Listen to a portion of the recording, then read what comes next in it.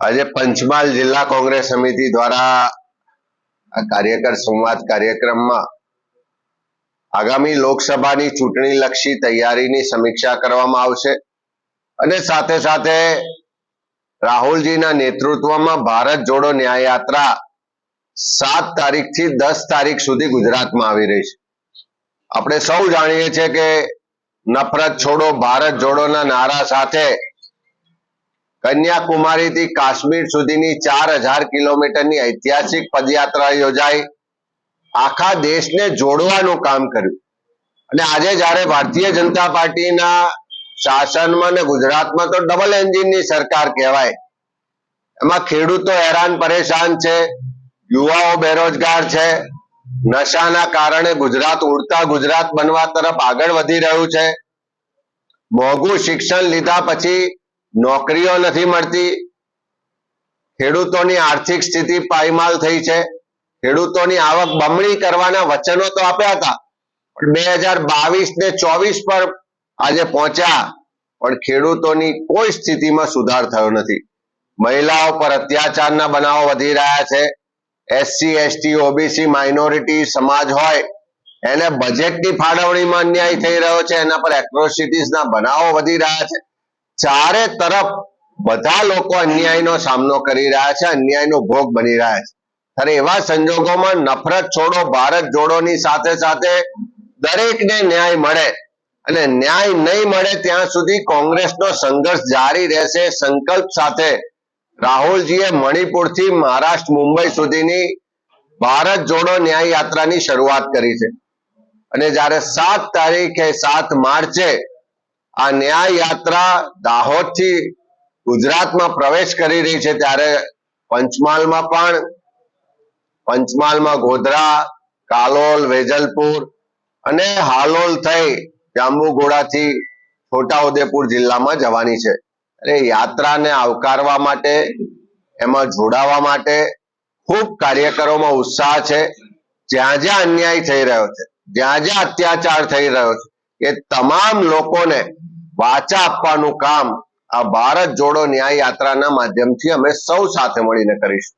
Sir, Bharuch સીટની વાત કરીએ તો આપને બીજેપીની બી ટીમ કહેનારી કોંગ્રેસે ચૈતર વસાવાની ટિકિટ આપવાની જાહેરાત કરી, આજે આખા દેશમાં જનજનમાં એક જ અવાજ છે કે મતોનું જે વિભાજન થાય છે એના કારણે ભારતીય જનતા પાર્ટીને ફાયદો થાય છે। 2019ની ચૂંટણીના પરિણામ જોશો તો પણ ભારતીય જનતા પાર્ટીને એના એલાયન્સને ફક્ત 35% મતો મળ્યા હતા અને 65% મતો સામે વિરોધમાં પડ્યા હતા। તેમ છતાં મતોનું વિભાજન થવાથી 2019માં ફરીથી એમની સરકાર રિપીટ થઈ। આજે 2024માં લોકો નારાજ છે, મંદી, મોંઘવારી, બેરોજગારી, ભ્રષ્ટાચારથી લોકો ત્રસ્ત છે।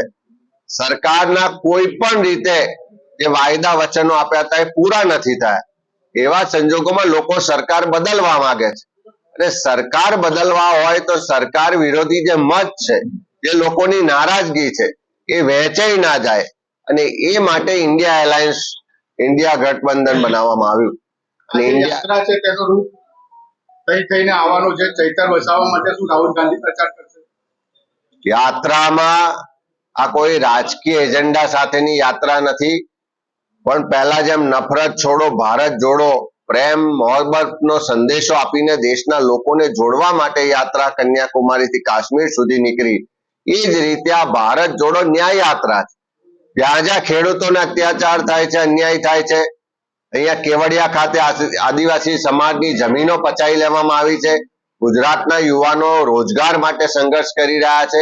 આવા અનેક નાના મોટા સમાજોના, વિસ્તારોના પ્રશ્નો છે, એ તમામ પ્રશ્નોને વાચા આપીને લોકોને હક અધિકારને ન્યાય મળે એટલા માટે રાહુલજીએ ભારત જોડો ન્યાય યાત્રા કરી છે અને ચોક્કસ ભરૂચ વિસ્તાર હોય કે આખો આદિવાસી વિસ્તાર હોય, જે લોકો આ યાત્રામાં જોડાવા માંગે તમામ લોકોને આમંત્રણ છે અને આમ આદમી પાર્ટી કે બીજી કોઈ પણ પાર્ટીના કાર્યકરો છે, જે લોકો દેશના લોકોને ન્યાય અપાવવાની આ લડતમાં સાથે છે એ તમામ લોકો આ યાત્રામાં જોડાશે। ચૈતર વસાવા હોય કે બીજા જે પણ આગેવાનો હોય, જે લોકો હક અધિકાર ન્યાયની લડાઈમાં કોંગ્રેસની વિચારધારા સાથે છે એવા તમામ લોકો આ યાત્રામાં જોડાશે.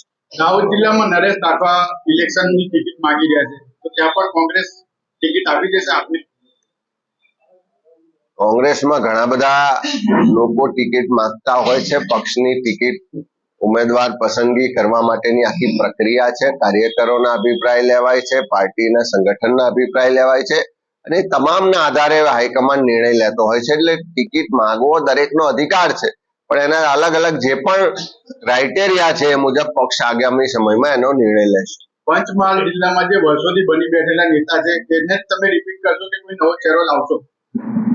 તમારી પાસે સારા ચહેરા હોય તો અમે તમારા માધ્યમથી પણ કહેવા માંગીએ છીએ કે જે લોકો આ અન્યાય, અત્યાચાર ને મુઠ્ઠીભર લોકો ઉદ્યોગપતિઓની સરકાર ચાલે છે એની સામે સામાન્ય લોકોના હક અધિકારની લડાઈ લડવા માંગતા હોય, સામાન્ય લોકોના પ્રશ્નોને બુલંદ અવાજે ઉઠાવવા માંગતા હોય એવા તમામ લોકોનું કોંગ્રેસ પક્ષમાં સ્વાગત છે. ગુજરાતમાં કેમ કોંગ્રેસ ફેલ થઈ ગયું છે કે કેમ એનો અવાજ નથી પહોંચતો પ્રજા સુધી?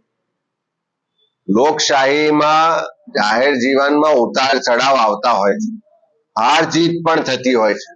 પહેલા તાલુકા જિલ્લા પંચાયતો અનેક જગ્યાઓએ કોંગ્રેસનું શાસન હતું, આજે નથી. પહેલા દેશમાં પણ કોંગ્રેસનું શાસન હતું, આજે નથી. ગુજરાતમાં પણ વર્ષો સુધી કોંગ્રેસનું શાસન રહ્યું છે ને વર્ષોથી નથી પણ કોંગ્રેસના કાર્યકરો એક વિચારધારા સાથે જોડાયેલા છે કે કોઈ પણ જાતિ, ધર્મ, ભાષાથી ઉપર ઉઠીને દેશ હિત પહેલું છે. દેશના લોકોના જે